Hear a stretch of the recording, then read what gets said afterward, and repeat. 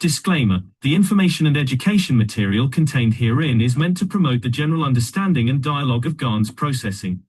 Such information is not meant or intended to serve as a substitute for a healthcare professional's clinical training, experience, or judgment. For patients and individuals, such information is not to be a substitute for professional medical, therapeutic, or healthcare advice or counseling. For medical issues or concerns, including decisions about medications and other treatments, readers, viewers, listeners should always consult their physician or, in serious cases, seek immediate assistance from emergency personnel. Prescription information, procedures, and use of medical devices information should be undertaken only by properly trained and certified medical personnel. We specifically disclaim any warranties, express or implied, including implied warranties of merchantability or fitness for a particular purpose. Such information is provided, as is, and is believed to be accurate at the time of its publishing, but it is the viewer's job to evaluate the accuracy of any information found in this presentation. Every case presented is of their own experience, applied by themselves for themselves, and it applies to their case only. Every person experiencing health problems should seek professional medical advice and consult their course of treatment with a doctor. The processes of plasma balancing described herein are a natural process which supports the body but does not replace medical advice or therapies one is already subject to.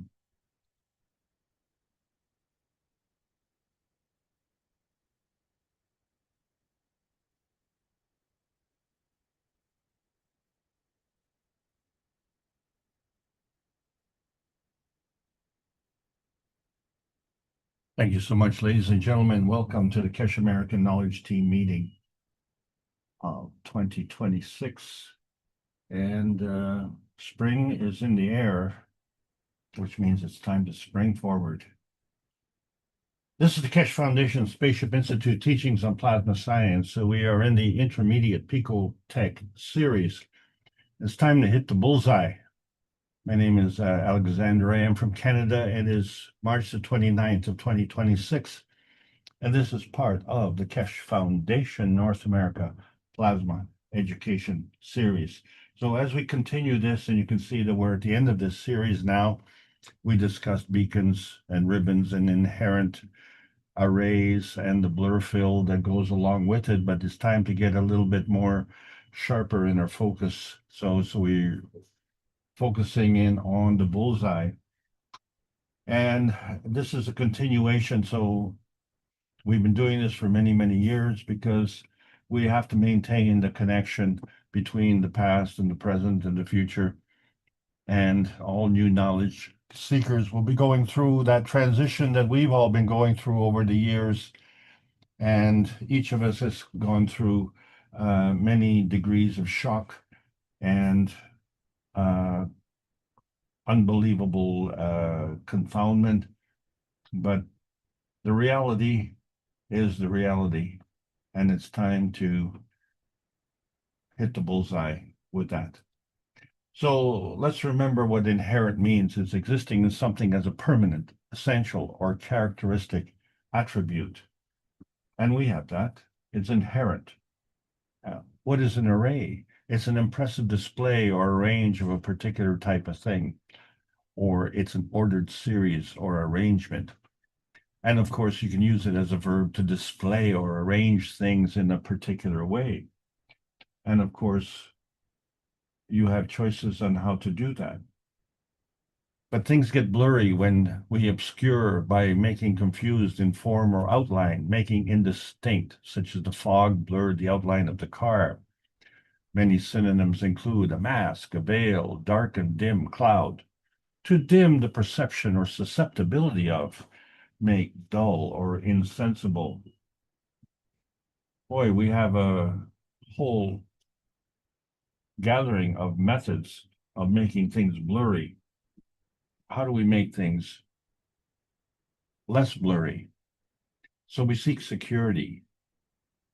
And what is security? Because true security leads to certainty. So a false sense of security leads to a true sense of certainty. I am the author of that quote. And what does it mean? Well, as I investigate a bullseye, interesting things come up. You never stop learning. The bullseye, or bullseye, has, since 1833, been the name for the center of a target. Well, I know that. And by extension, since 1857, has been given to any throw, toss, or shot that hits the center. Well, I know that. But I didn't know that in some archery traditions, the term gold is used in preference to bullseye. In target archery, hitting the center ring of an international target is worth 10 points, or in 9 points if it's imperial target. But when you hit that bullseye, you've struck gold. Oh, isn't that interesting? But the bullseye term itself has been used since the Middle Ages to describe a hole, in particular where the breadth and thickness of the object was much larger than the hole. In this sense, it was commonly used to describe the pontile mark on medieval crown glass windows, where a blob, bullion from the French boule, of molten glass was attached to a pole and spun rapidly to flatten it out into a large disc from which windows were cut. The center was much thicker, with a small divot where the pole was attached. And this was referred to as the bullseye. Raise your hands if you knew that. But the bullseye was too dense for making windows, but often used for making crown glass lenses or deck prisms in ships to let in light to the hold below deck. And these were also called bullseyes.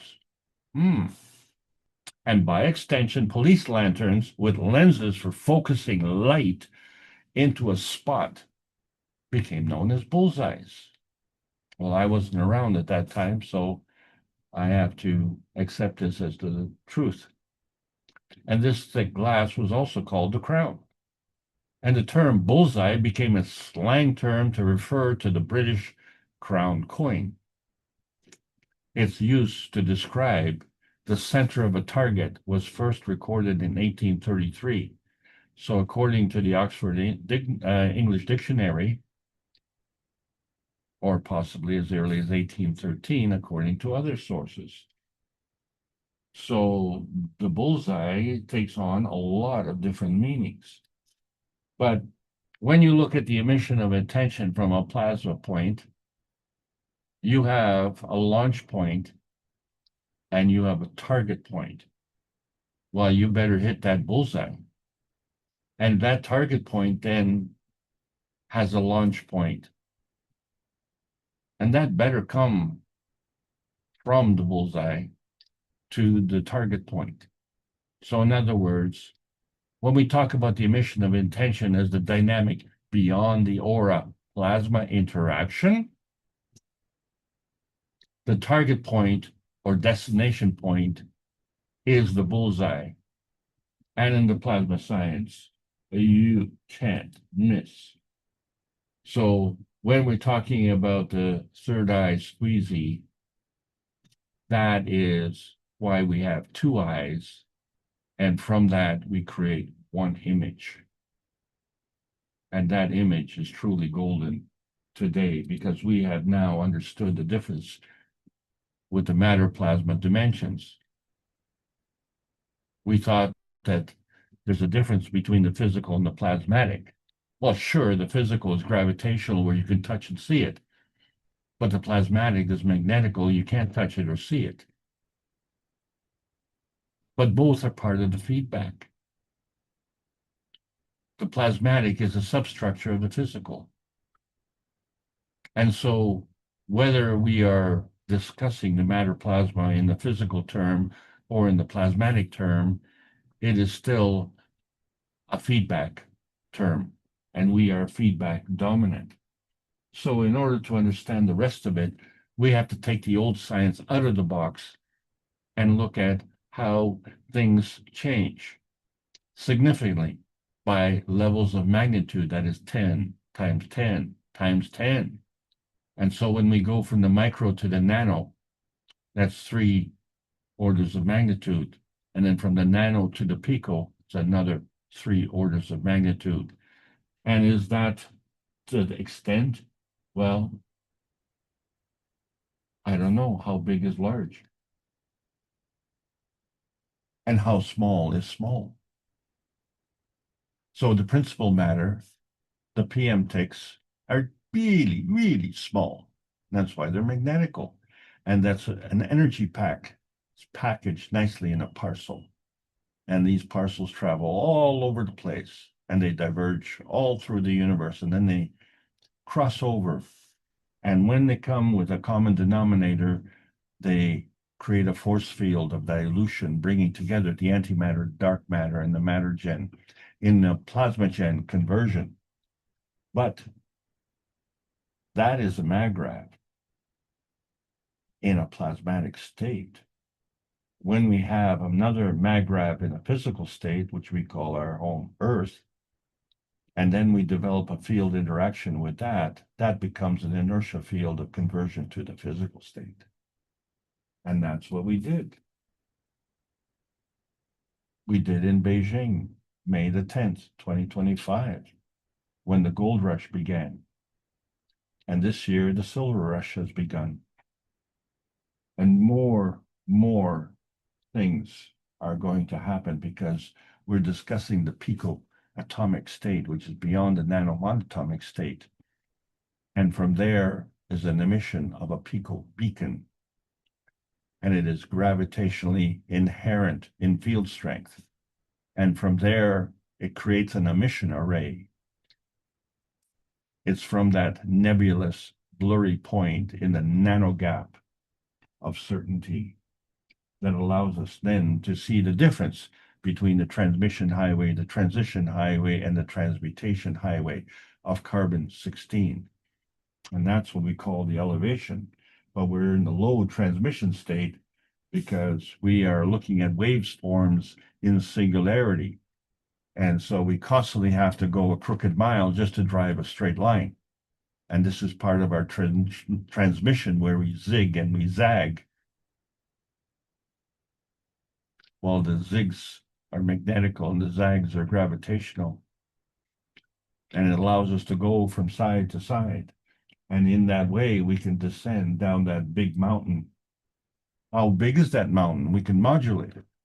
So we can modulate it by the height of the sine wave in singularity. And we have a sharp focus. But if we have a sine wave in duality, well, maybe we dull the focus and it becomes a little bit blurry.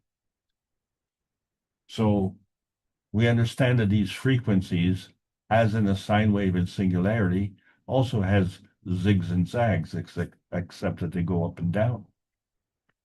And when you look at the sine wave in duality, well, there aren't any zigs and zags. They're just overlapping fields, and you can kind of walk across them as if they were stepping stones. And you want to pick the stones you step on because you understand that there's a foreground and a background, and if you step on the wrong stone, you'll fall into the water. So the books of Meron-Tevek Kolikesh, such as book number 1, discuss the universal order of creation of matter, how we bring together the matter, the antimatter, and the dark matter. And then book number 2, the structure of the light, how we get from one matter to another matter. There's a connection. And then book number 3, the origin of the universe, where that one point splits into 2. Does that one point disintegrate? Or does that one point carry on in its structure? These are excellent questions to understand.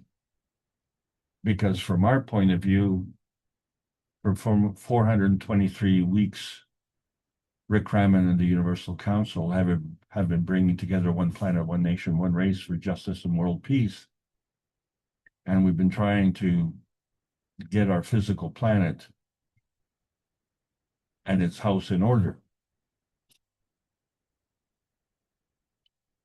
which means that we have choices.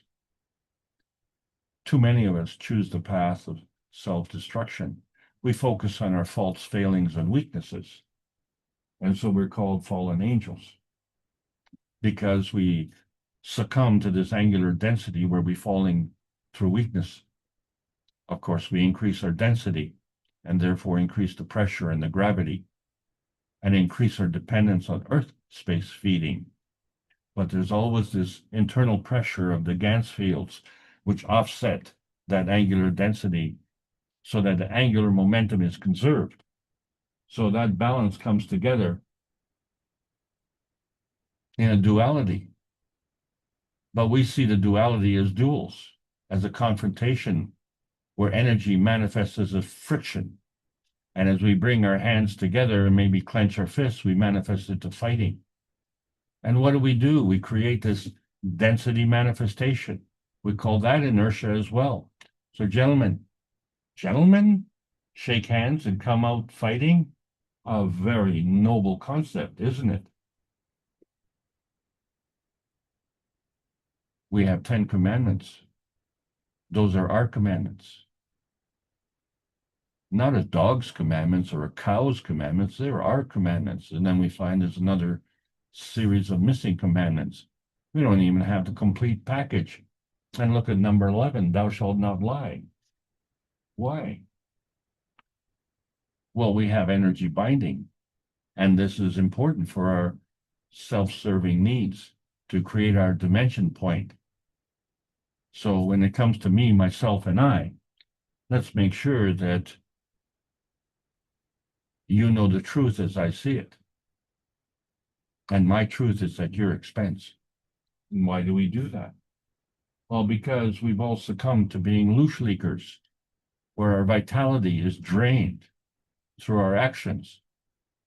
It drains us emotionally and manifests in a drain of physicality.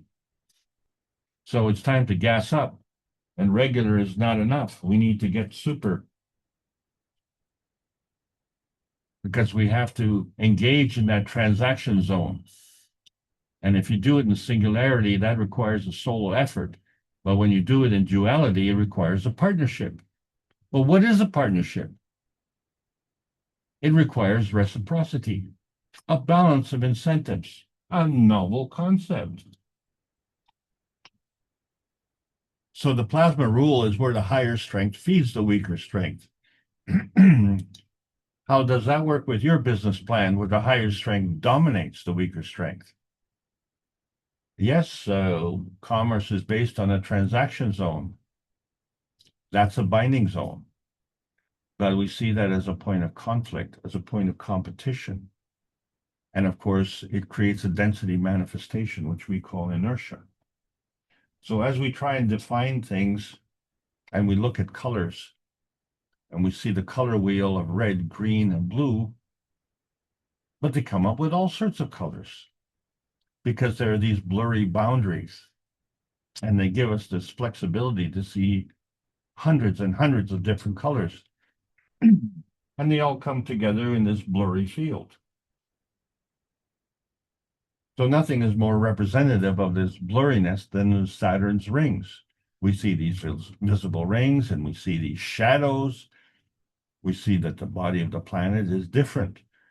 And there's a gap between the planet and the rings, and there are gaps between the rings and the rings. And then there are other rings, and what's in those rings. And if we have a close look, and as we've seen with Rosh's studies, he examined the effects of the strong gravitational fields upon swarms of tiny particles. And of course, his famous theory was that the rings of Saturn were formed when one icy moon came too close to Saturn and was pulled apart. Think of it, it was pulled apart by gravitational forces.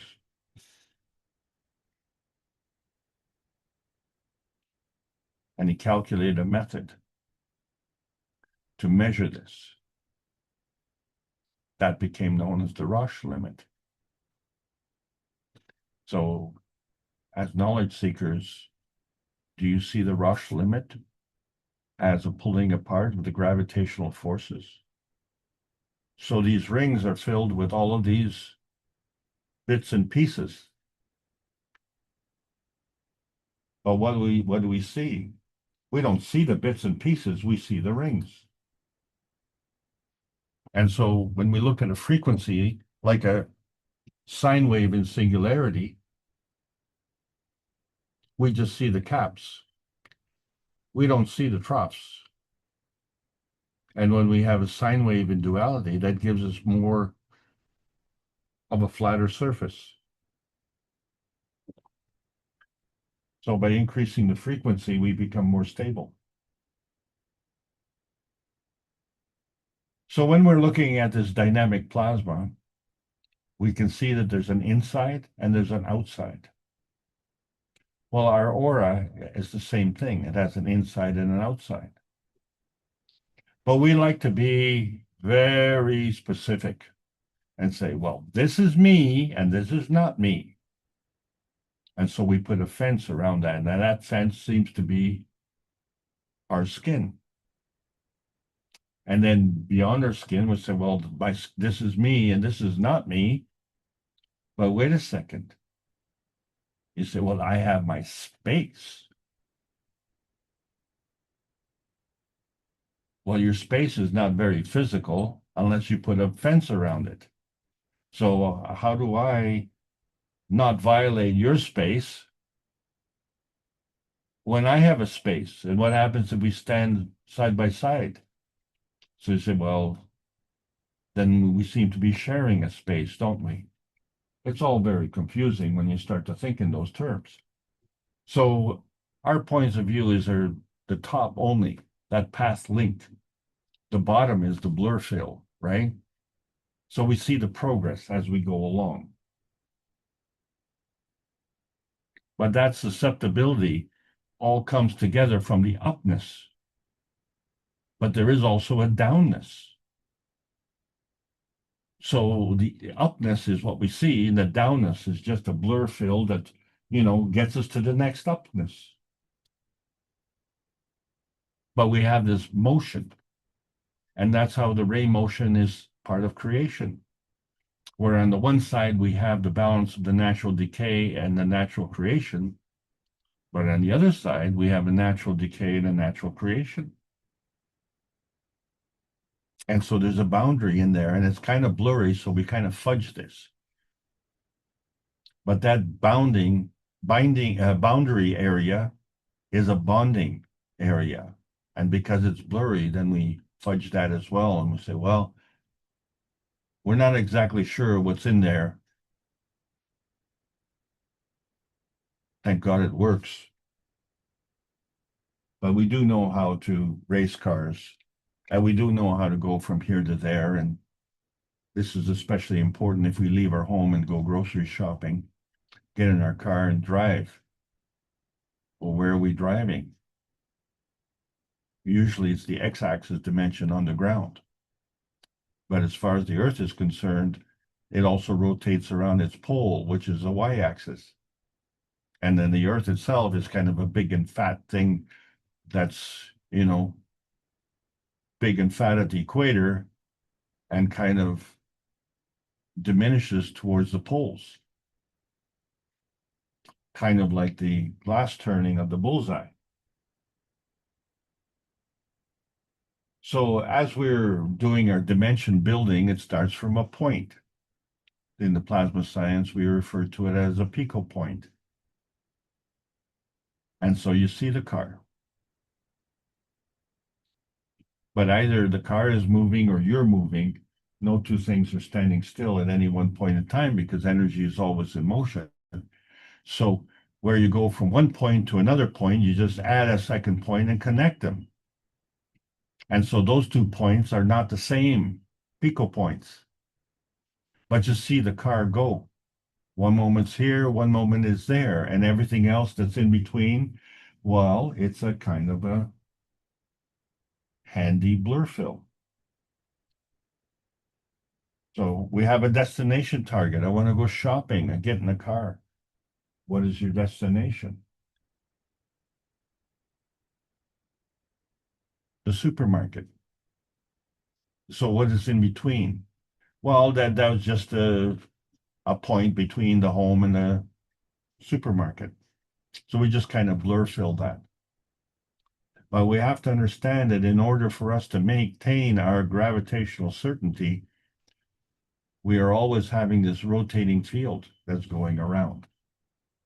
And the difference in that field strength is that when we leave, we become more dependent on that field strength to keep moving, and we become less dependent on it when we arrive.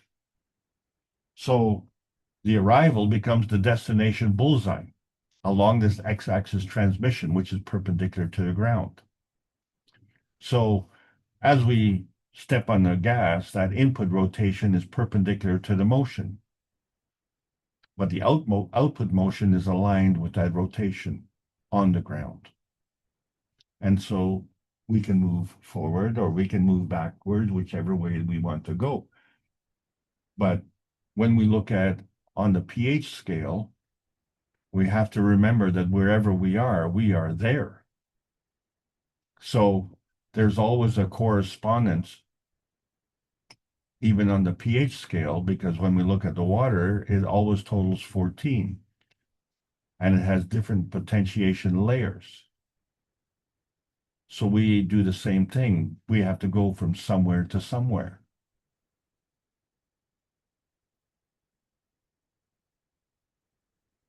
Are you the same when you start to where you end up?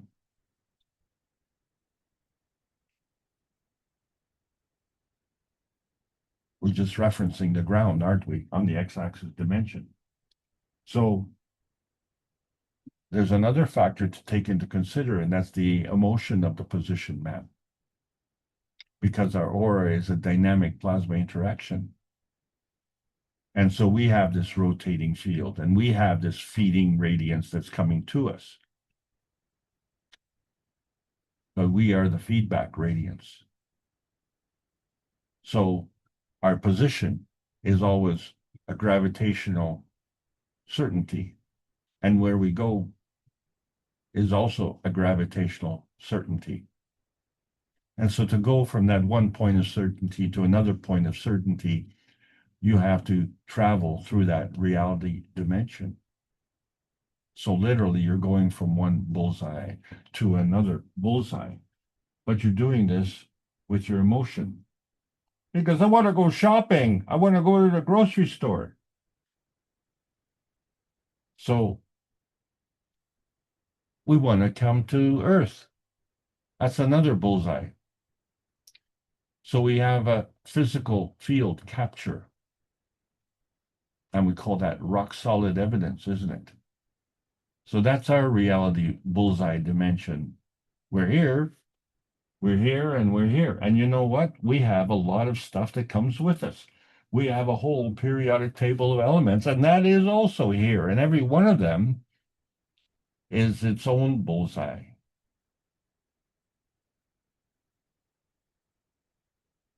Yes, we have magnesium and we have calcium right at the bullseye.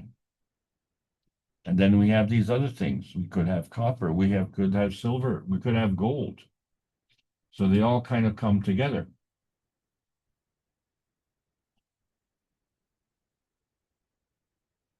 So when we look at the rate of this tunnel transmission of where we are, we see the feeding soul of the source being specific, and it crosses over into no man's land. And then we have this presence of physicality, and that is a feedback of the environment. And that integrates with the feeding soul of the intention. That gives us our emotion of presence. So as we cross over in through the no man's land, we are undifferentiated. So we have our emotion of presence and we try and differentiate it, but there's something wrong with this picture. And you know it's true because when we look at a rainbow reflection, one rainbow arcs across the sky. And when we have a second rainbow, it doesn't arc in the opposite way. This is not normal. What is normal? There's a funnel transmission where the emotion of presence is between the arc of the soul of the man specific and the arc of the physicality specific. There we have the soul intention specific emotion of presence.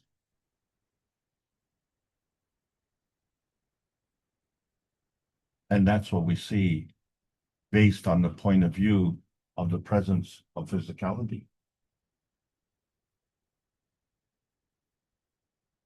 So when we look at the peace dome shielding, we have this RNA feeding, which is part of the feeding state, and we have this mRNA feedback, which is part of the feedback state. But our physicality is part of the matter gen reflection state. And it comes together between two states. That's the inertia state. So when we look at the daisy chain harvest of, say, bodies of water, and we flow from one to the other, we don't have to terrace them. They can all be on the same level. We saw that in China. The star formation was all in the same level. And when we daisy chain them, there's a direction of flow and strength of flow, and it's determined by the input. So what I want is what's me. And as we go, whether it's the sun, the earth, or the vertical people, horizontal people, the human people, or the waste harvest, it all goes out because that's not me. So we're constantly going from point to point. That's me, that's not me. And then now that's me and that's not me. Well, now that's me and that's not me. And everything else in between is kind of a blur fill. You got this flow that is the connection. And what do you get? You get this plasma energy in motion, how it's traversing this no man's land. And so if you increase the strength of the flow, then it pushes out a wave. But there's a resistance. So you have to push more to overcome that resistance. Because the resistance is the feedback.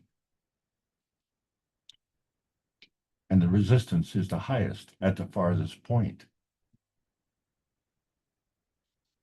So that's a linear point of view. But if you think of all of these as being rain barrels, and when the rain falls, well, it hits the target. It comes into the rain barrel.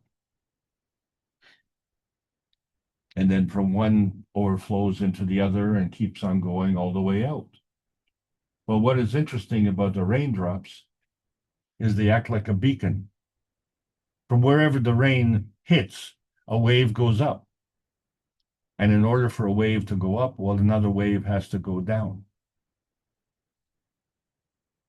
So as it goes as a beacon, it has a magnetical strength, and that is imparted through its gravitationally inherent PICO core, and it radiates out, doesn't it? So the raindrops always hit the bullseye, and the waves go up, and then the waves go down. Oh, wait a second. The waves go up as crests, and then the waves go down as a trough. Wait a second. We see the crests, but the blur fill fills the gap, the ups and the downs. So as the crest goes up, the trough goes down, the crest goes up, the trough goes down, and then there's stuff in between, and we don't know what that is, but what part do you call the wave? Oh, the wave comes onto the beach, the wave crashes to the beach. What part is crashing? Wouldn't that be the crest? We don't consider the trough. And when we see the waves crash onto the beach, well, where did this wave come from?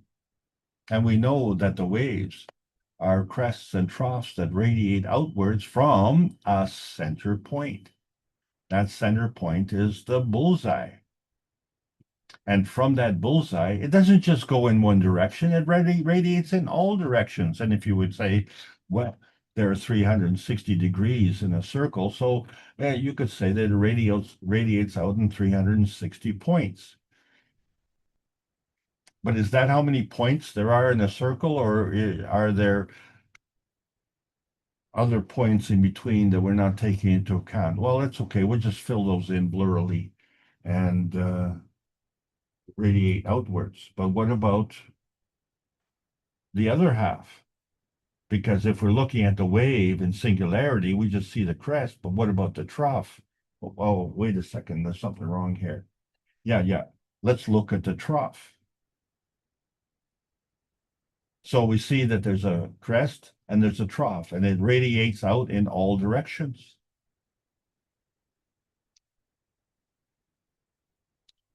So we're not accounting for the motion of that wave coming from that center point and radiating out to the outside point. So that center point is the gravitational point, and the outside points are the magnetical points. And there's a constant changing as we go from point to point between the relationship from the gravitational to the magnetical. So the gravitational feeds and the magnetical receives, and then the gravitational feeds and the magnetical receives. So the magnetical keeps moving out.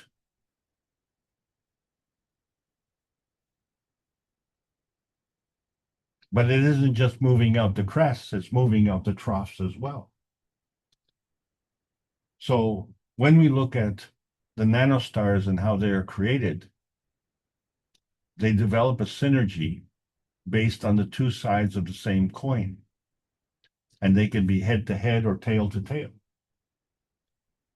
So when we look at the core component, we have to understand, is the MAGRAV star formation head to head or tail to tail? And since like poles repel, how do we get the infinity loop of the two MAGRAV states? And where is that connection?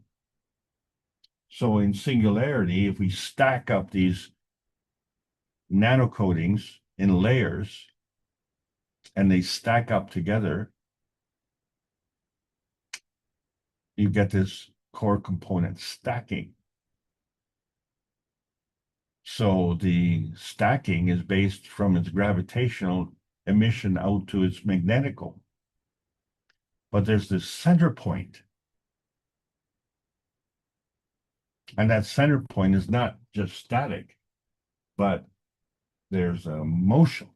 You get this laminar flow. And you get a physical acceleration through this plasmatic superconductivity through that blur fill threshold. And so you get this motion. And so you see these two magnetical fields coming together. So we tend to discriminate the selection of our personal star of physicality. But we're governed by the soul of physicality of our sun.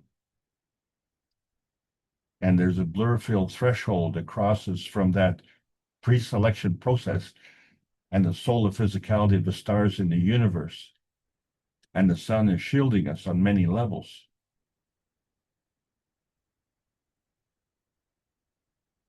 So the soul of the physicality of our sun affects the soul of physicality of our earth, which affects the soul of physicality of ourselves.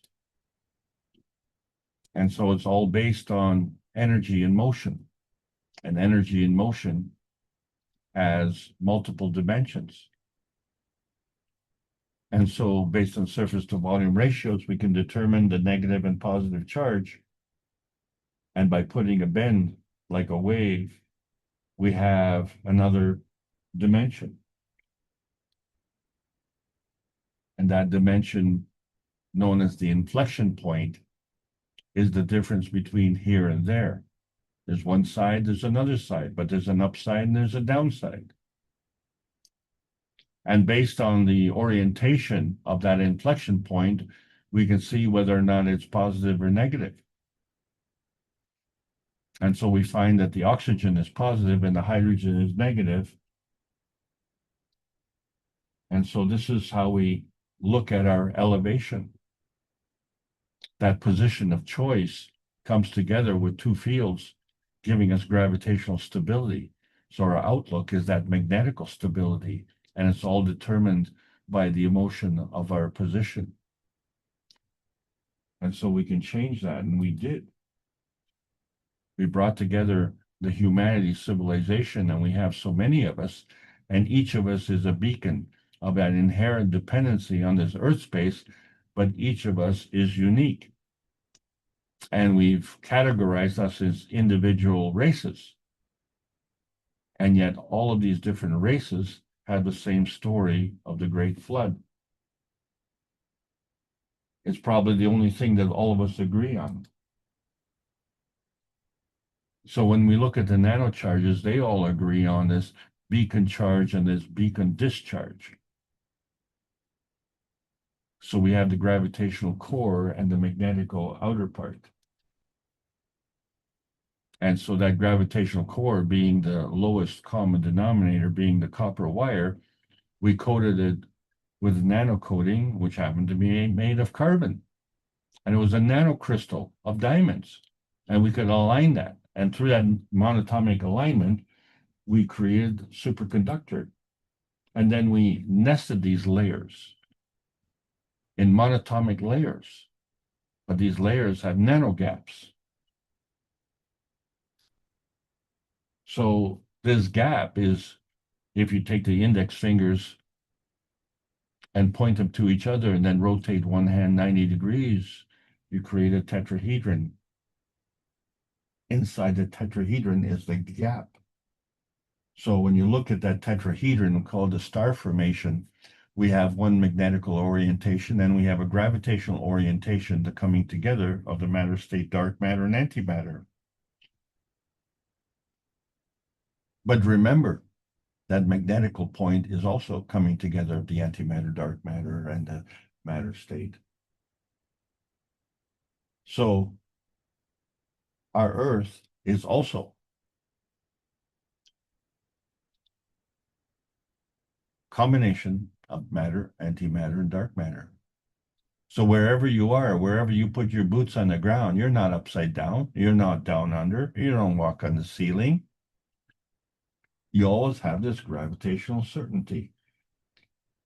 So when we look at the mountain ranges, they also have an inherent gravity, which is emitted from that PICO core. So the mountains themselves have a gravitational conformation with respect to the Earth. And the mountains are above the ground, but below the ground, the mountains are going the other way. And they get either to be a valley or get filled up by water. But there's always one side and another side. You always have two sides of a mountain. You never see a mountain, half a mountain. So that mountain has an inherent gravity. And if we were to rotate that mountain by 90 degrees, now we have to see that the top of the mountain is not at the top and the bottom, but at the left and the right. And if you do that to two mountains, then you bring them together, and we see we maintain the same gravitational conformation. We have an inherent gravity at the PICO core in duality. So the integrity of the formation is there.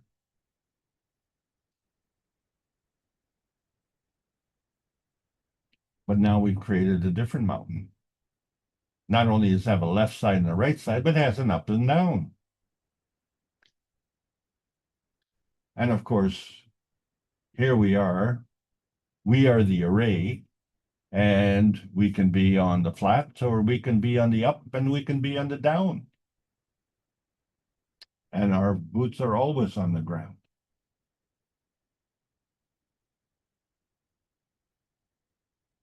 So when we run the plasma reactors, we create this inherent PICO core.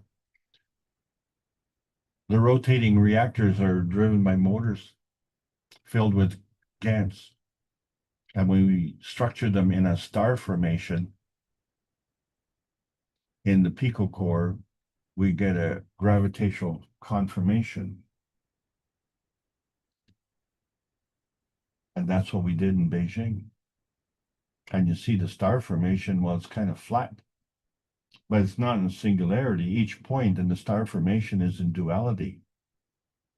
And in its duality, each rotating ball has multiple types of GANs in there. And it was raining gold.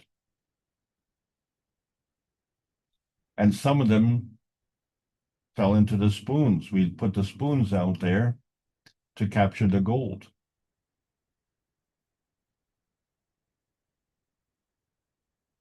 The gold was the bullseye, not the spoon, because the gold was everywhere.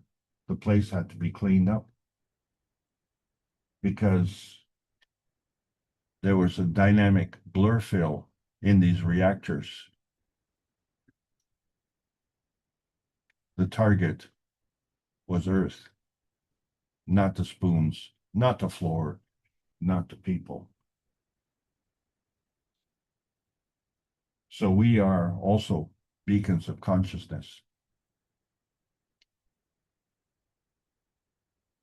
And we're called organic because we are carbon-based. But as we link up together, we have a left hand and we have a right hand.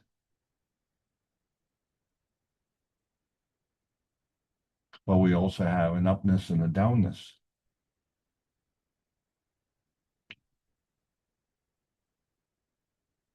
But our boots are always on the ground. So at the root of our creation is the DNA transcription.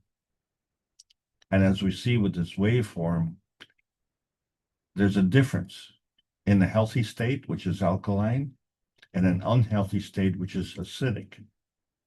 That waveform stretches as we tend towards the acidic side. And when we become flatliners, we are totally anaerobic, devoid of oxygen.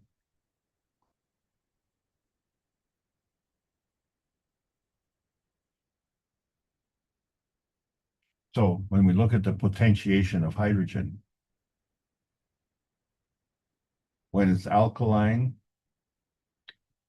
it is compressed. When it's healthy, it's just right. And when it's acidic, it stretches out. So any point in between, we can exist until we hit the maximum. So in that process, we're all nanostars and we have this multiple monatomic energy flow. We're all superconductors at room temperature because we like in room temperature. That is our inherent connection line. And the difference between us and inanimate things is that more than 3 in a chain is a polymer. We're not polymers. We are a beacon of consciousness. And so to maintain our balance, as we emit, there's an upness and a downness. And in order to maintain this balance, there's a blur fill in the gap. So then we understand the structure of the phospholipids. They bring together these hydrophilic heads and the hydrophobic tails. Differentiate between the outside and the inside. But the hydrophobic tails are magnetical So that transition zone is kind of a blur fill gap. And then when we see that these tails are made up of essential fatty acids,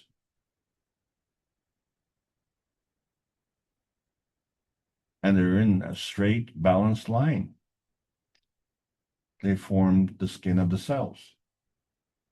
But energy comes in and energy goes out.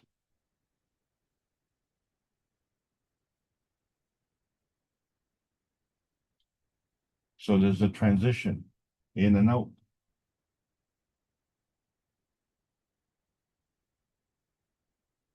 But there are heads and tails on one side. There are heads and tails on the other side. And there's this gravitational transition in between. And that allows us to exchange energy. And in that process, we create this bending, that inflection point. And so we can create hydrogen and oxygen. And at the same time, we create protein. So in effect, we don't create H2O, we create H3O3. And we still maintain that amino star and with 3 hydrogens and 1 triple oxygen, that star formation. And that's how we balance off the fields. This is our plasma matter dilemma. Are we in the atomic state, the nanostate, the GaN state, or the plasma state? Well, we understand now that one side has to be balanced off with the other, but we also have this MAGRAV energy transfer state that allows us to go from state to state and from side to side. And so we can have this crossover of this blur-filled transaction zone between the plasma reality and the physical reality. And so we see that as these cells line up and they create this circle, this radiant circle that comes out from this gravitational bullseye in the cellular nucleus, we create this magnetical array. And the exchange of energy has to cross this cell blur-fill boundary that differentiates between the inside and the outside. So now we understand the digestion. It converts food to GANs. That's part of the energy supplementation. And to absorb that nutrient essence, it's a gravitational attraction of that energy. And then what we don't need, we call it waste. That release of the waste essence is a magnetical repulsion of energy. It's all energy.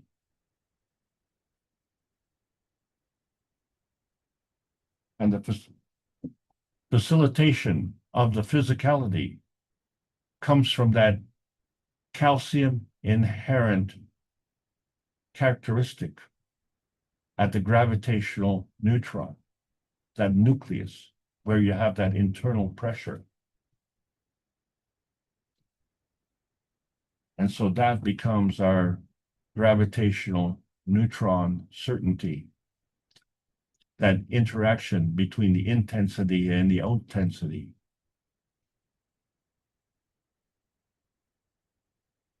So there's an interaction on the magnetical side on the outside, there's an interaction on the gravitational side on the inside, and then there's this transition zone in between.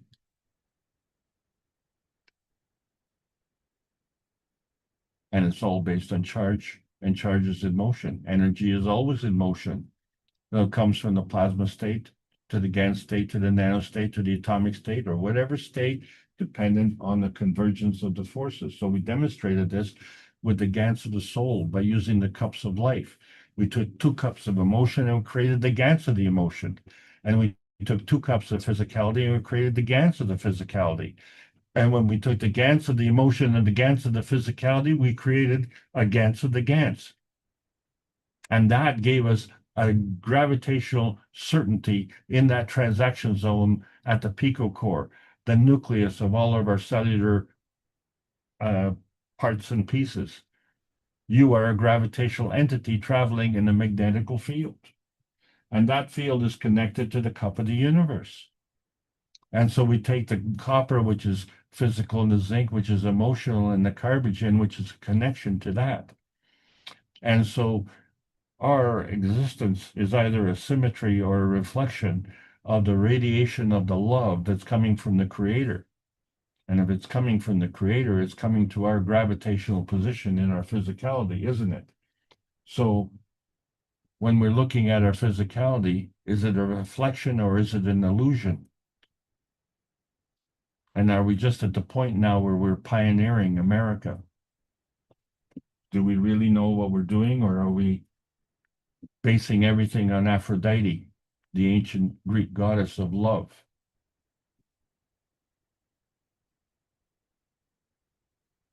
Is that the whole picture? Or is there another picture? Is there an upness? Is there a downness? So when we look at the carbon inertia highways, that each point, and we have multiple turning points, has a substructure. So the cosmic rays maintain their equilibrium the same way. So each point has a magnetical gravitational relationship, and each point becomes gravitationally certain. And then to interact with another point, it has to have gravitational stability.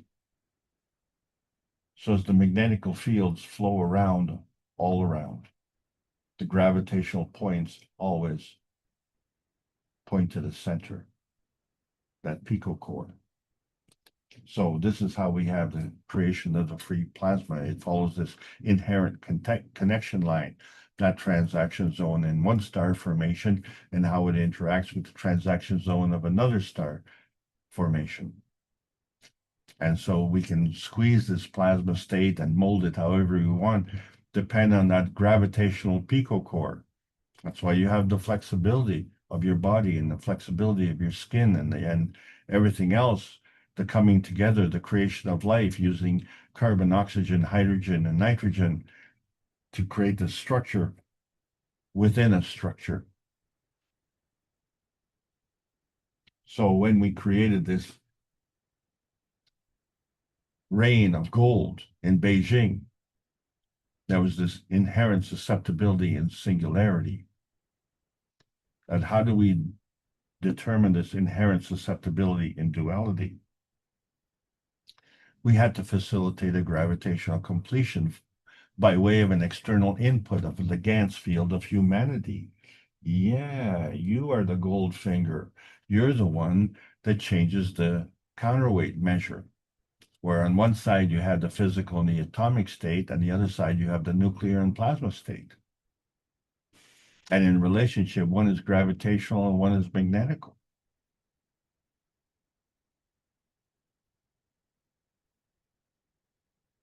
So all of that stems from a balance, whether it's in the physical state or the plasma state, and no two fields are the same, even though they all come from the same point, because they don't come with the same baggage. If you look at a plane load of people coming in and you see at the baggage rack, they all have different bags. And in those bags are different components. So you have this diversity, and that's what we see in the plasma. But in the relationship, one is magnetical, one is gravitational. And so that dimension array point comes down to that transaction zone, that gravitational certainty. You have arrived. So oxygen is the same way. That's what crossed the threshold to give us that gravitational certainty. It was an emission light ray and then became a non-visible gas. So we took that plasmatic decay to GANs, and GANs decay from gas to liquid to solid.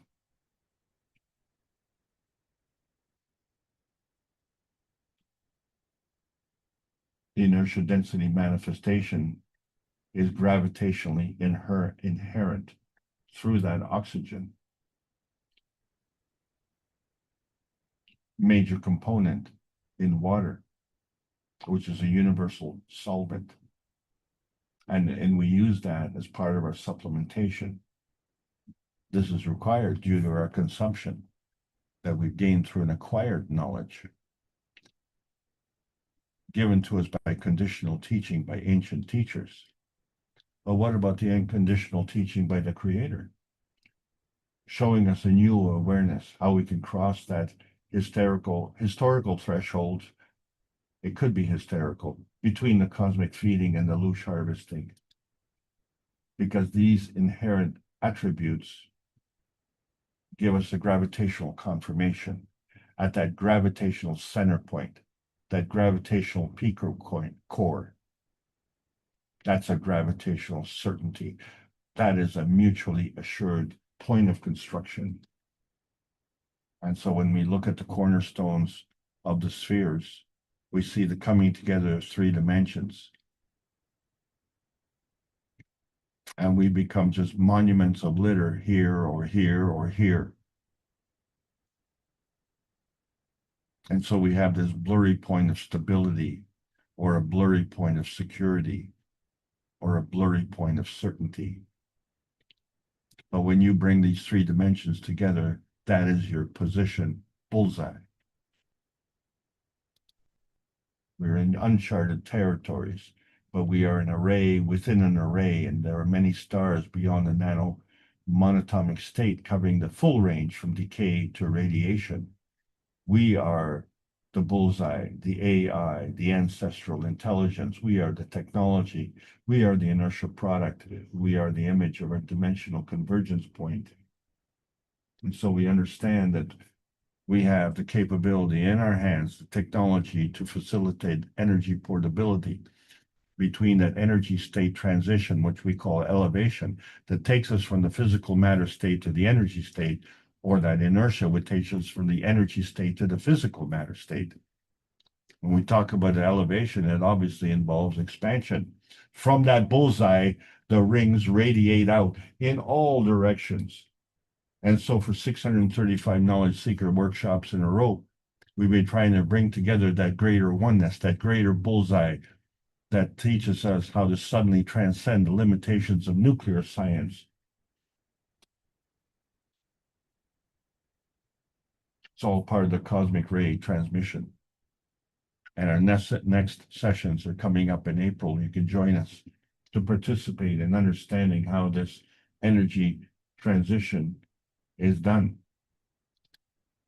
and feel firsthand how our research teams are turning diamonds to gold or silver.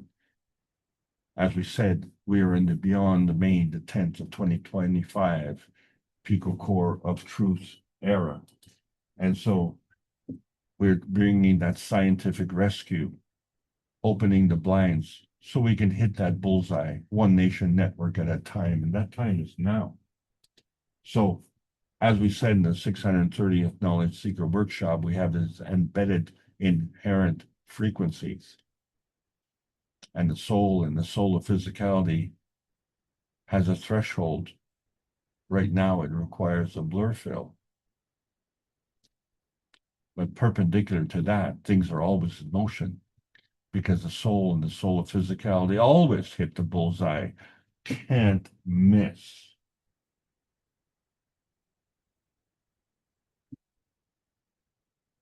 That bullseye is one planet, one nation, one race, and one world peace treaty. Our mission is to bring peace on earth and join humanity with the universal community. We want to bring man as equal to all beings in the universe by teaching the plasma science and technology equally to everyone, that no one is left out and no one is abused due to lack of knowledge. And you can help us achieve this goal, because that is all of our goals. This is the KAKT Foundation Spaceship Institute Teachings on Plasma Science, welcoming all the beautiful plasma travelers of the carbon nations. We're learning about the new frequencies of the new organic plasma science. By way of the World Peace Treaty, that's what we need to choose. We need to sign it unconditionally and mean it sincerely. See, the point of the true picotech is the polyatomic core manifestation. These overlapping ribbons of Earth space create this peace dome. Is the inertia of the present governed by dimensions of history? It is time to learn the history of self in a universal context. The pico state silently explodes as a peaceful superconductor. The field strength is at the inherent bullseye of the pico cores of matter, plasma, and universal states. The plasma science needs to continue to be enhanced daily via the peace dome in a practical exchange for peace on Earth. So yeah, welcome to the new golden outer space age. And that's the end of this session, but it is also the end of the intermediate PICO series. I hope you enjoyed the trip. Thank you so much. Well, thank you, Alex. Are we going up or down? Are we going from pico to femto, or are we going from pico into nano in our next incarnation, in a way, of teaching? But thank you for presenting. And let's see if any of the participants have a comment, a question, or another issue unrelated or related to Alex's teaching, but related to something within the Keshe Foundation.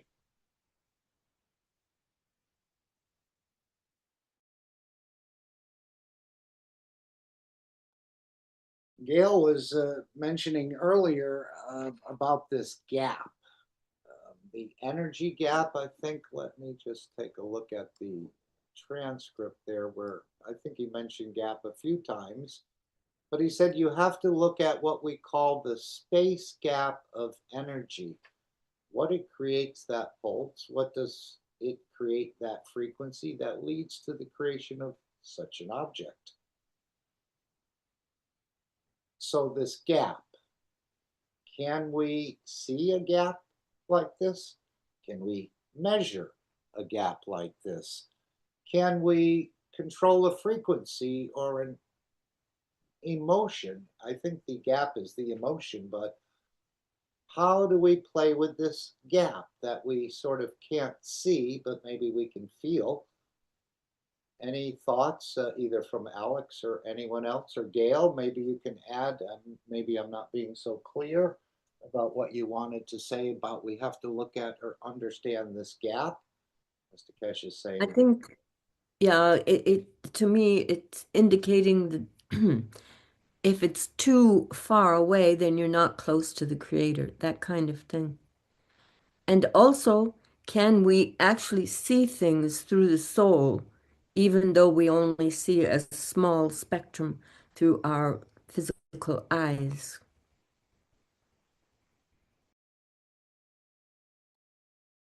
Anyone want to talk about this gap?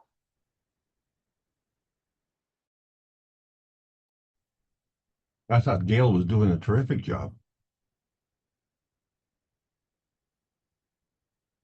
Would you like to? That's a good way to get out of it.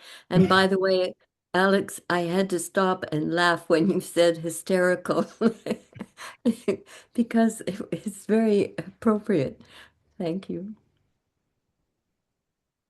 So biologically speaking, we do understand that there's an inside of a cell and the outside of the cell, and we do understand the orientation of the hydrophilic heads and the hydrophobic tails. And we know that these tails are made from the essential fatty acids. So there obviously is a gap between the inside and the outside. And you know that when you come home, you open the door and you walk through the door and you come to the other side, you cross that threshold. At what point of that threshold are you in the threshold? And at what point are you different from inside or the outside? I mean, you could be outside and let's say it's winter and you're wearing a winter coat, and then you go inside, but you're still wearing a winter coat. Well, I thought you were coming inside. You don't need your winter coat inside. Oh, yeah, that's right. I'm still thinking that I'm outside. Have you ever gone outside into the cold without your winter coat? Oh, how come you're surviving? Oh, yes, I have heat coming from the inside, but I also have heat inside the house. So now that you're in the cold, do you suddenly freeze? Well, I'm in the process of freezing, but I haven't frozen because I'm getting cold. But then there's some people who can do quite well in the cold. They don't even need a coat. So the conditions change, your adaptation to the conditions change. And so whether you're inside or outside is dependent on how you cross over. That crossover point is that blur fill in between. And so where are you? Are you on the inside or the outside? That's not what matters. What matters is where is your target? So really, I often wondered if I'm going somewhere by a train, I'd like to get a window seat so that I can see the view from the train. I'd like to sit down and maybe I would like to have a beverage and, feel comfortable. Will we need to have a window seat when we do the transmutation? Because it's going to be instantaneous. So you're not going to have time to say that you need a beverage. You're not going to have time to drink, and you're not going to have time to see it and see the sights. You'll be going so fast that it'll all be blurry. And you won't be able to see it. You'll just know this is your launch point, then that becomes your landing point, wherever you're there. And that point in between, well, that's the in-between point, isn't it? That's the part between here and there.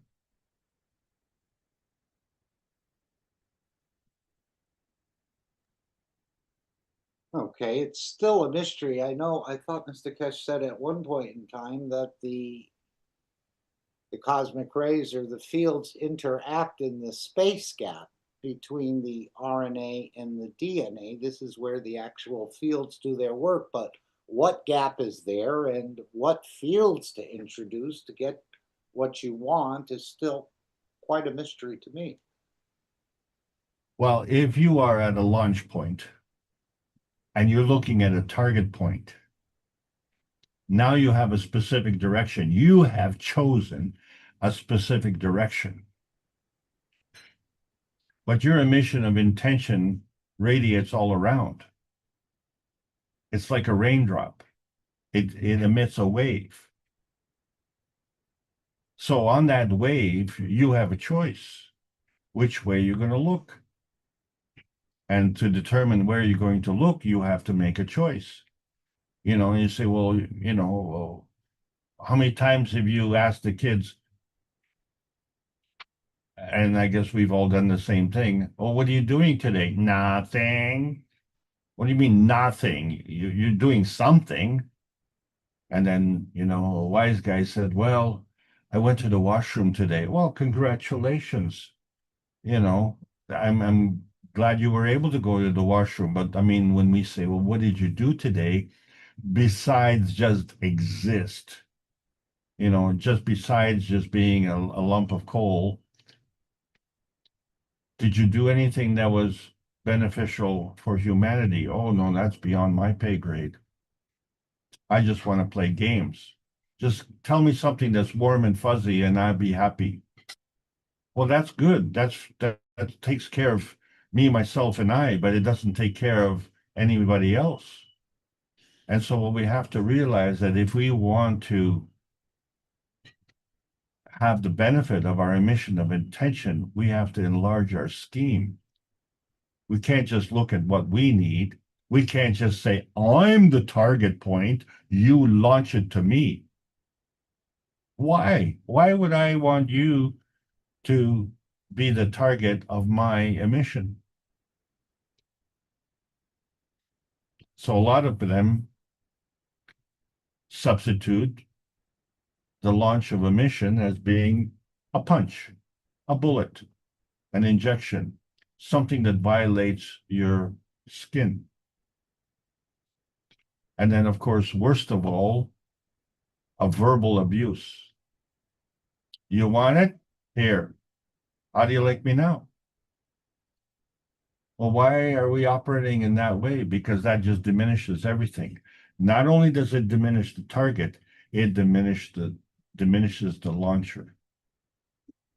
So you cannot attack another army without depleting your arsenal. So hopefully you have enough time in between attacks to replenish your arsenal. And then when you tally up the score and you find, wait a second, I have less because I've launched my arsenal. And guess what? My neighbor who I targeted also has less. Well, congratulations. You are a man of means, and you have created less and less. Less for yourself, less for the other. Well done. Did you want a cookie? Back to you, Mark. Okay, thank you. Anyone else have a comment or a question? And again, Alex, when you say you're gravitational traveling in a magnetic field, whenever I was thinking when he said magnetic field, he was only talking about the magnetic or the giving or the pushing end of it. But when he says magnetic field, I think he's representing both gravitational and magnetical. But it's just a little tricky on the wording when he says magnetic field. We use magnetic fields because within the magnetic fields are gravitational and magnetical. They both have to exist, even if one is stronger than the other. Well, of course, the strongest one is that raindrop that hits in the bullseye. And that's one of the things about these raindrops. When you have one raindrop that hits, it creates this wave pattern that emits out. But what happens when you have another raindrop that hits? Well, it also creates its wave pattern. Well, guess what? These wave patterns overlap, right? So in some cases, when these wave patterns combine together, they become stronger. And when they become troughs, they become less. And so the waves get higher and the higher or the lower, and they're always changing. But you can go through this water, and even though it's raining and all these raindrops are coming around and creating all these waves, all of the waves are a magnetical representation of the bullseye hit of the raindrop. And you're walking around through this or swimming through this magnetical field. So this magnetical strength is imparted through its gravitationally inherent PICO core. That inherent core is what hits the bullseye and determines the conformity of the wave pattern. So why are these waves all different? Because you get big drops, you get small drops. There are no two drops the same. And they don't all hit in the same location. In fact, I've never had an opportunity to measure this, but the only time that you can get a drop that drops in the same location is like in a cave where you have stalactites and stalagmites. So at that point of dropping, it drops down to a point of receiving. And so in that process, the stalactites and stalagmites grow. But I don't see any growth of these raindrops, except these raindrops are coming in and adding to the gravitational stability of the body of water. So if the raindrops are falling in a puddle, well, that puddle will get bigger. If the raindrops are falling in a lake, well, that lake will get bigger. But when the rain stops and the sun hits, and now these raindrops are being evaporated, then that body of water, be it a puddle, it'll dry up, or the water level will drop down. And then, so that's the difference between flooding and drought. Flooding and drought are extremes. So engineers like to think that they can mitigate this with dams and things like that. But clearly, with the weather patterns that we've seen in the last couple of years, whatever mitigation the engineers have been doing has not been enough, because the weather patterns have been extreme. So what has caused that change? There must be some kind of interference. Back to you, Mark. Okay, thank you, Alex, for sharing that. Anyone else have any other questions, comments?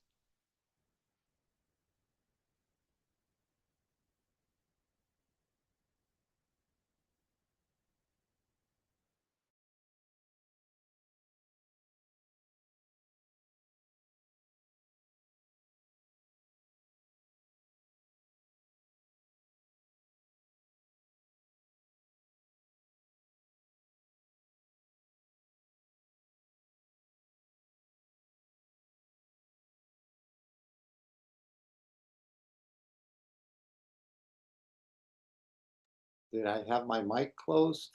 Are there any other comments, questions, or issues? Alex or anyone else?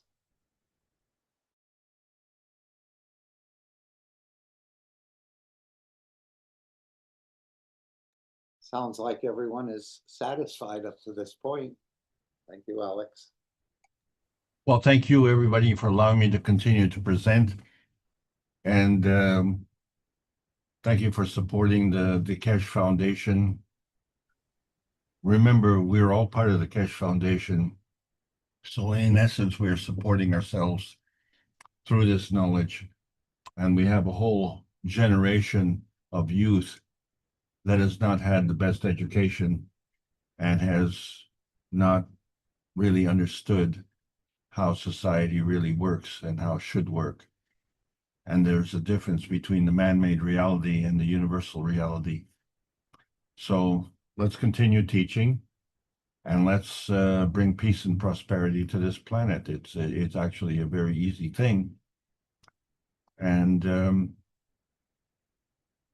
let's look to a new series, a new future, and a new reality. The reality that we've all been dreaming about. Thank you so much. And somebody put something into one of the chats, and maybe we'll talk about this. I think Alex would like to. Remember when we Sorry, Mark, just check on your, when you put in the info at KAKT Foundation, it's got an A in there. Is that a correct thing, or? Oh, I'm not sure. I might not have typed it correctly. info@KAKT.foundation. Yeah, the first one, I think, or third one. You're saying? You put INFAO. Okay. Info at. Did I You, get no, you put an A after the F. no problem. We've repeated it many, many, many times. It's info. Yeah, I'm just saying in case people are. Oh, for sure. Put it in every week, though. And Mr. Kesh announces it often as well. info@KAKT.foundation. The symbol. Yeah. Sorry to interrupt, guys. Thank you. Thank you, Alex. Let me just check that. Yeah, this in Brazilian, in foul. That's okay. No problem. So what I wanted to bring up, where we said the blue jeans were not really blue, and this is another one of these anomalies in a way. So I'm going to share the screen. Let me bring up this little video. 45 seconds, and it's something to do with the with the butterfly. I think we'll probably have to share this again. Let's just see, it's rather small, but try this again. Where did my share screen go? Here it is. And we're talking about a butterfly and the wings of the butterfly. Now, Mr. Kesh went through some examples with the little hummingbirds there, who seem to change their color and on their head or on their body just through somebody was saying is the change of the light. Mr. Kesh was asking if it was the change of the emotion instead of just the way the light was hitting the bird. But here, is it the same with this? Let's just take a quick look at this. And again, this is a blue butterfly, but the butterfly has no blue in it. It's just a series of nano-coated sort of plates in a way. You can sort of see them here. But let's just show this quickly. I can't seem to get the screen to go much bigger than this. Let's see what happens if I go to enter full screen. Okay, it does, but I lose my other screen completely. That went black. But let's play this and maybe Alex or someone else you'd like to comment on this blue. Look at this blue morpho butterfly. Its intense cobalt glow represents a radical biological illusion. There is zero blue pigment on these wings. Zoom in, and the surface reveals thousands of overlapping chitin plates, arranged like microscopic roof tiles. Cut deeper into a single scale under an electron microscope, and you find an intricate nanostructure shaped like tiny pine trees. This is a complex photonic crystal lattice. Its vertical ridges are spaced exactly 200 nanometers apart. When sunlight hits this specific geometry, a physical mechanism called constructive interference activates. As light strikes the lamellae, longer red and green wavelengths penetrate and are absorbed by a dark basal layer. Meanwhile, blue light waves reflect in perfect synchronization, amplifying each other. Shift your viewing angle and the vibrant color collapses into dull brown. Evolution did not paint this wing, it evolved a precise nanophotonic structure.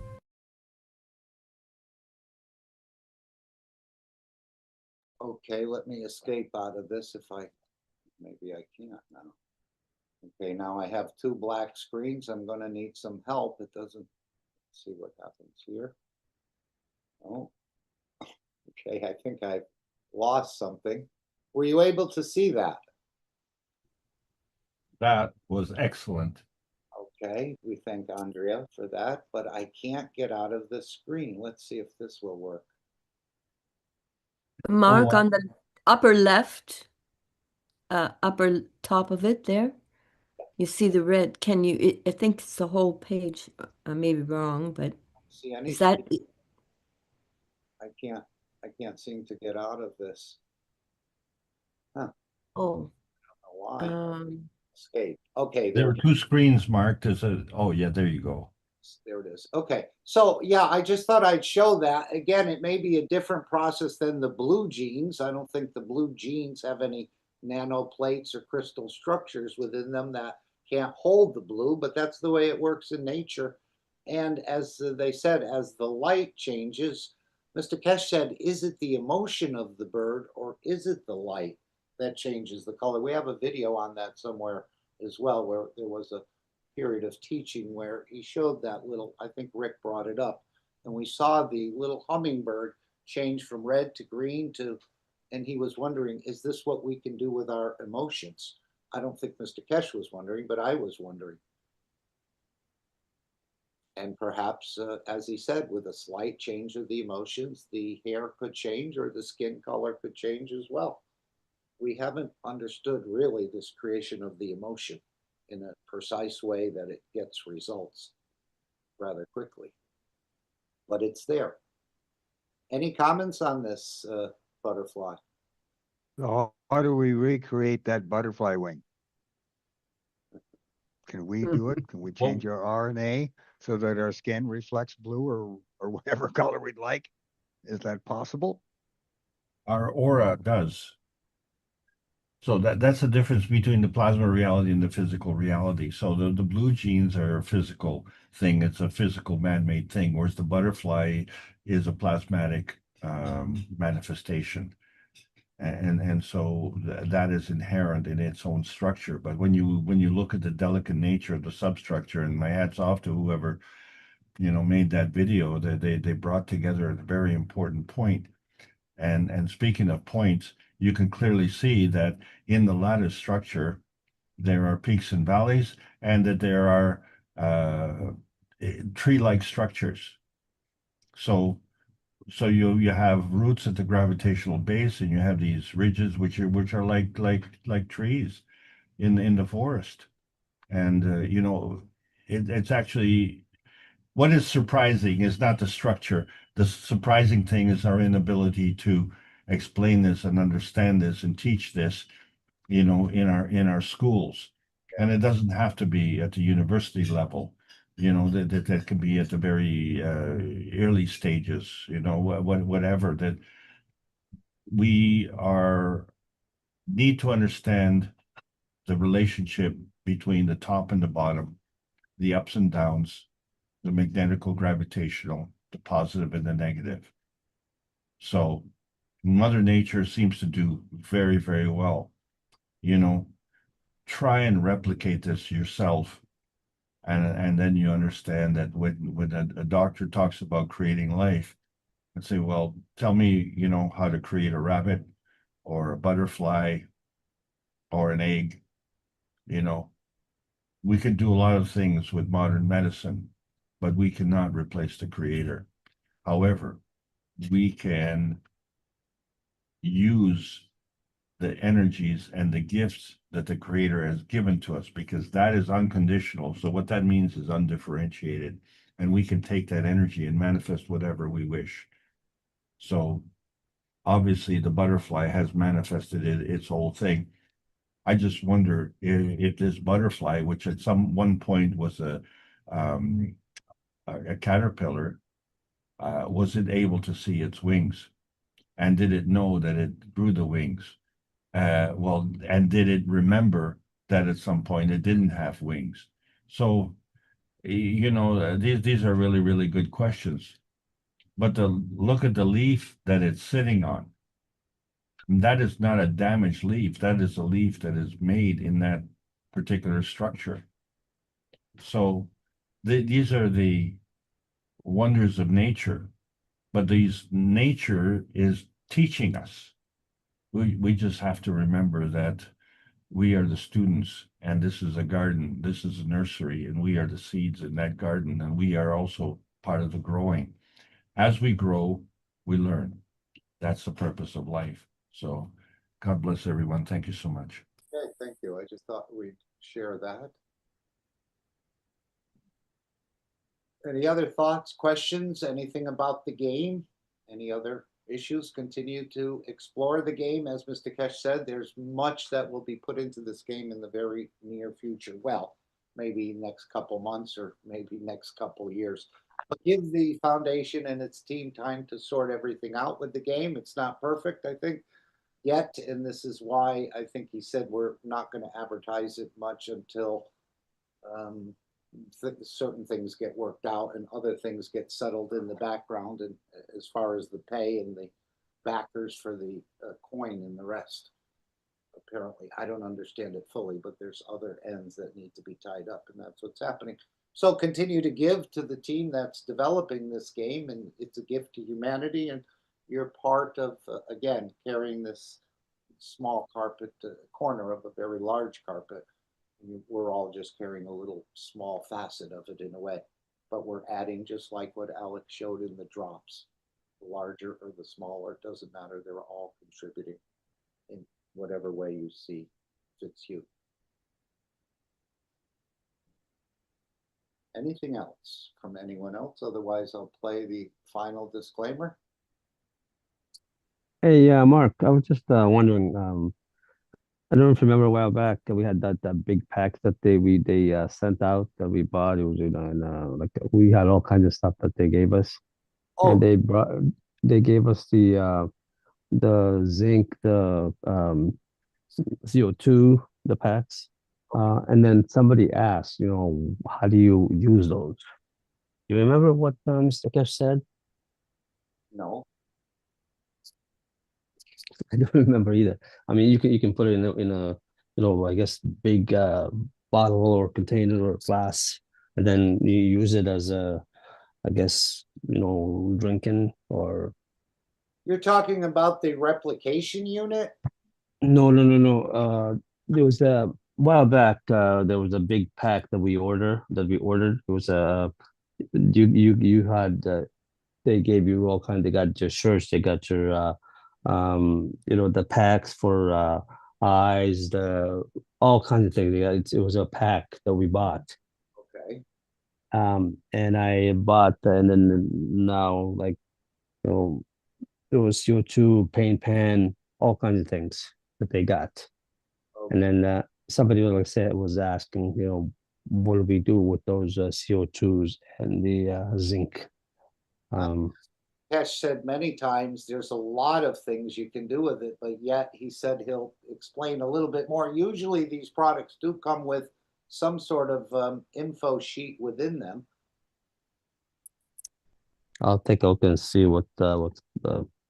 but it was just it can be used for a lot more than we think. That's all.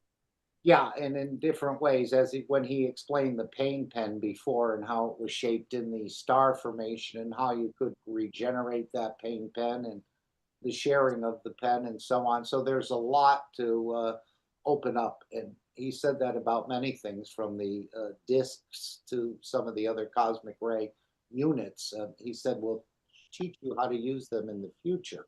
But maybe Mhm. it's getting connected into the gameplay as well. I think some of these devices may be energized with the gameplay. He even said that the Ubisoft unit would become also part of the gameplay, or an aspect of it would be embedded into the game. It's very far reaching, and again, beyond our imagination in some of these things that it actually could be done at this point in time. But if you're not, Okay. it can be done. Anyone else want to help Micah here? And thank you. Ed mentioned your deep dives he was looking into, some of the things you had shared. And where did you share those, Micah? Or did you just send them directly to people? And some of the questions you were asking, Mr. Cash, about. Sorry, what was the question, Mark? You said, are you the one that developed some of the deep dive? Yes, correct. Ed was complimenting you on your work there. I had Thank you. I didn't know where you had placed it. Yeah, well, if you want to get me on Telegram, Mark, I can send them to you as well, or you could also ask Ed to send them. I tried adding you on Telegram, but I don't think I can. Some sort of settings. Yeah, maybe you could try to add me or something like that. Okay. I mean, aren't you in the Telegram? I am. Yep. Okay, then you should be able to connect with anyone else. Yeah, it wasn't letting me connect with you for some reason. I'm not sure. Maybe it's my settings or something. Yeah, I don't exactly know how these mechanisms work, and they seem to be updated and changed and everything else. So Yeah. I'm sure we have enough. But yeah, he complimented you on your work as far as deep dives into some of these things. I imagine you had the AI help you a bit on. Yeah. Yes. Yeah, I was using Claude Anthropic. Yeah, they do seem to have some integrity, that Claude and Anthropic, as they didn't want their systems to be used. I think they already been canceled, right, by the Pentagon and others? Correct. Yeah, they did not go through with that contract, thankfully. Right. Well, Mr. Kesh has a way of canceling contracts as well. Yeah. You can hear from the recent workshop. So not unusual, but we have to give a tip of the hat to Anthropic for standing up for some principles and not for the funds or the money they would earn from the contract. It's a different kind of, I guess, Claude is their AI. Is that the idea I had just heard that it's more ethical and not wanting to track or trace or keep your data so much as many of the others do. Yes, it's one of the more ethical ones, I would say, for sure. Okay, anyone else want to help Micah with his question here about sorting certain things? Of course, you can write into the foundation info and see what you say at Catch.Foundation. As he said, the more you put into many of these things, the more you get out of them. But I think there's a lot of things. Even when we went to Sanya, Micah, he brought us in. We were going to test the system, and we did test the system. But and some people had more success with it than the others. But at the end, he said, we brought you into the system, but we didn't tell you how to trigger it. But again, he was just testing more and demonstrating more. So there are ways to trigger it. And I think the more you put into it, I think it's like the game.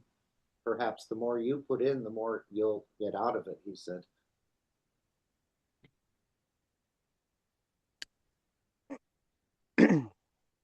I wanted to make a comment. Of course, Eddie.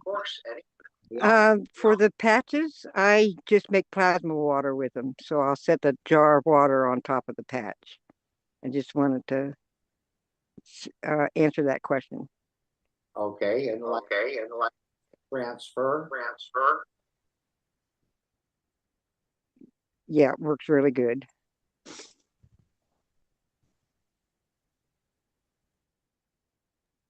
Okay. Any other comments? And I'm sure there's much more ways of using many of these things than we're actually privy to at this point in time.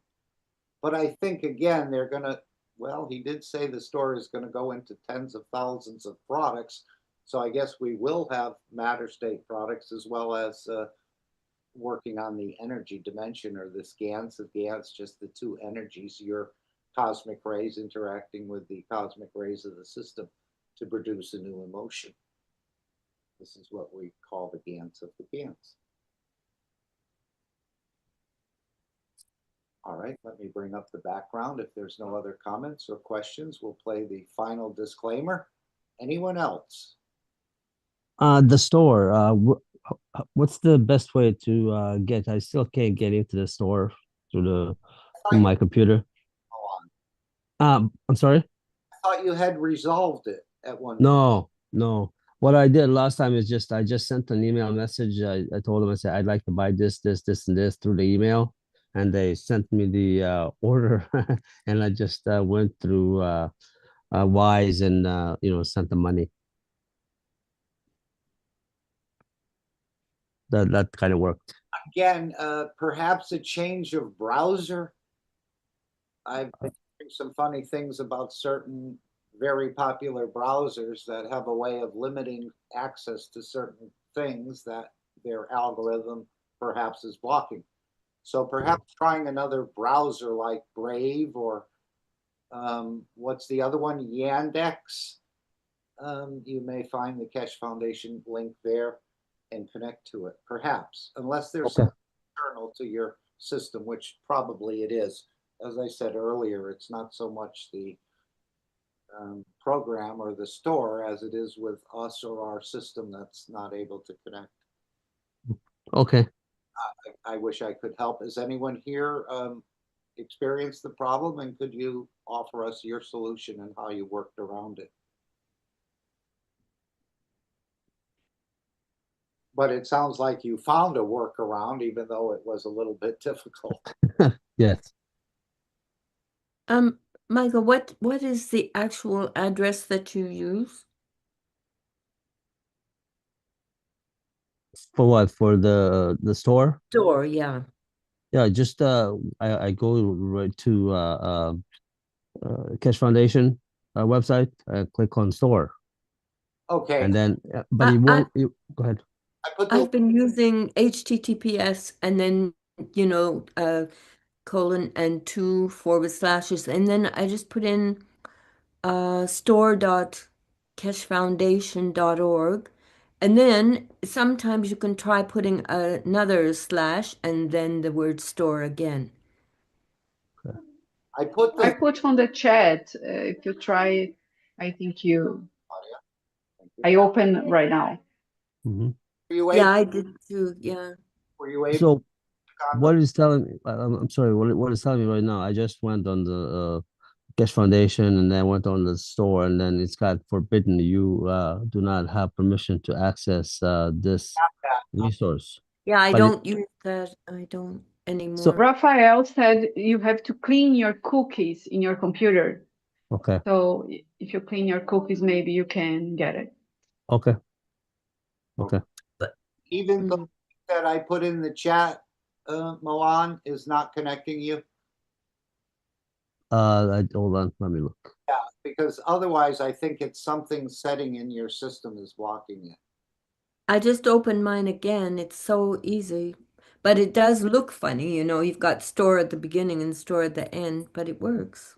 Yeah, Uh, try the link. when now it's like, let's say when you go on there, I know you can. There's a button that says, "Oh, you just click it and it'll just cancel." I don't get that button. That's what it is. I'm just wondering why. And go ahead. Yeah, that's happened. It's happened to Rick as well, and I asked him specifically for you how he undid that, and he said he couldn't remember. Sure. That's fine. We'll figure something out. It happens to it does happen, and I think I have one of my bookmarks. If I click on the Cash Foundation store, it says exactly the same. Forbidden. I don't know why. Yeah. So yeah, it's a shame because that's the only thing that works for me. I had a lot of trouble before. So yeah, and Mark, you've got it in there Right. the right way. It's the right one. Have a couple people test that link I put in the chat, and if it opens for one person and doesn't for the other, Mm. Opens for me. Yeah. so that means there's something in your internal system, I think, not your personal internal, but in the computers. Like And That, the also, operator. I use the browse Vivaldi, and I don't have much trouble with it. It seems to be very straightforward. okay.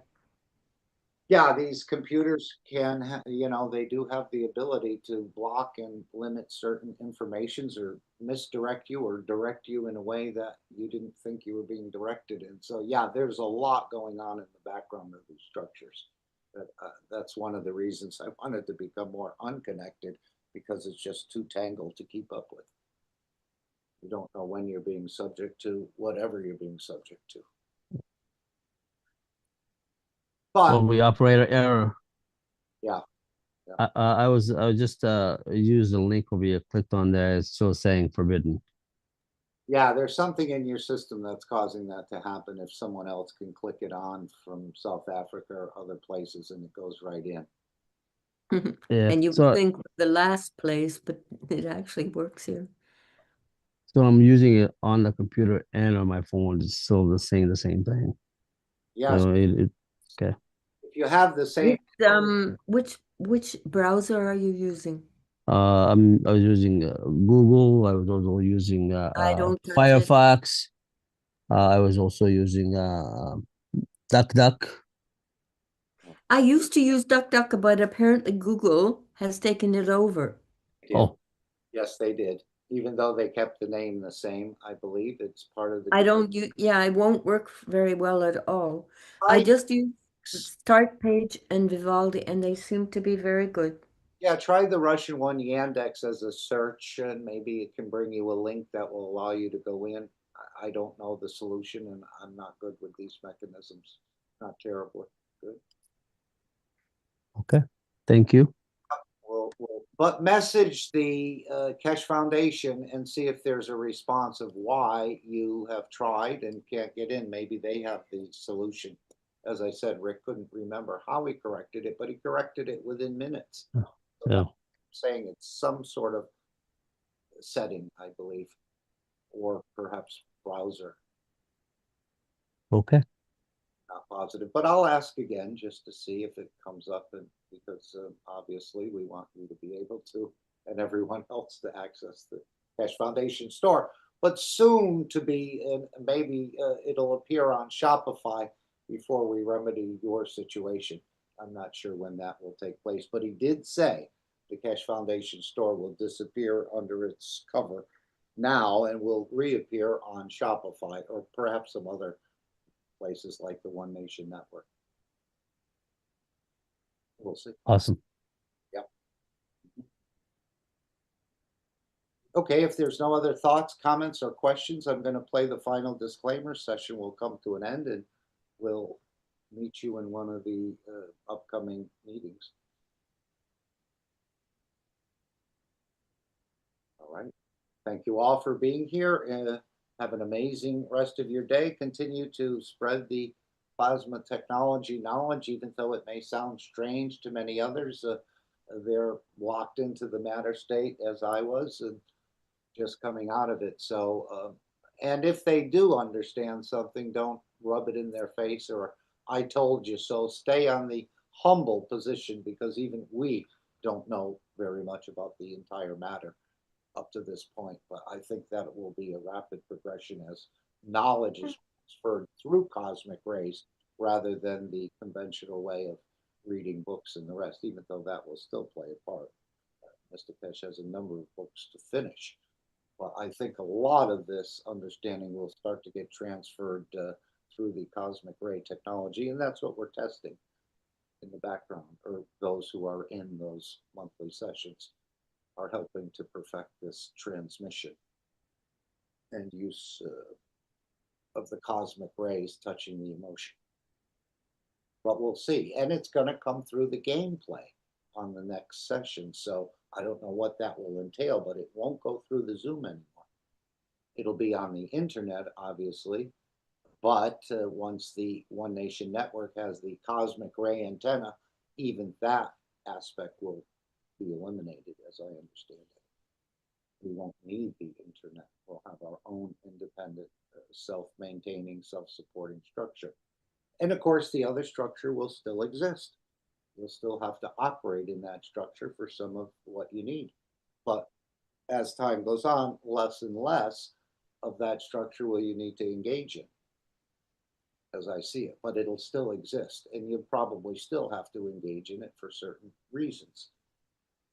Paying taxes or doing other things, or, you know, visiting people, or, you know, meeting. You'll still have to do things, but the other system is there, and it's just in its infancy and waiting to be enhanced and developed by all of us.